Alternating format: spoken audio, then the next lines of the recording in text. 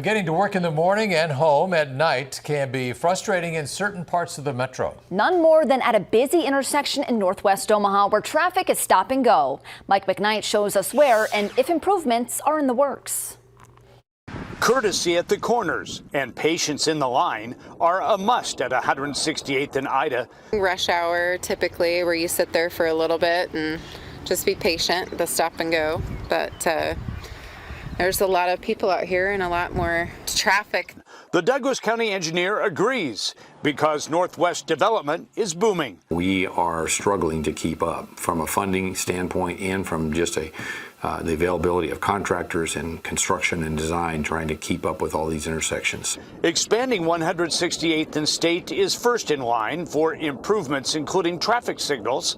Work to start this year and completion by the fall of 2024. A mile down the road, drivers who stop and go through 168th and Ida will have to wait longer. The Douglas County engineer says putting 168th and Ida second in line to State Street for improvements that include traffic lights rather than do both projects together isn't just about money. There's also human nature to consider. The distance of detours becomes a factor. Having those two torn up at the same time would cause people to have to detour 2-3 miles out of their way, and we really start to get complaints when that happens.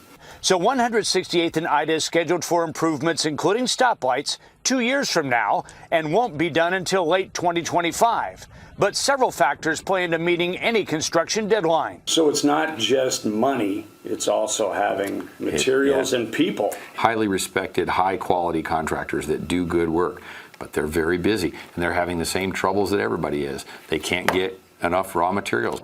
In the meantime, drivers through those Northwest Omaha intersections must patiently stop and go or look for shortcuts and alternate routes. Right now, with all the construction, it's kind of hard to avoid that. So it kind of forces you. Biking nearby trails is one way to avoid the intersection, though certainly not quicker. It can be less stressful than waiting your turn at the four-way stop. On your side near 168th and Ida, Mike McKnight, 6 News.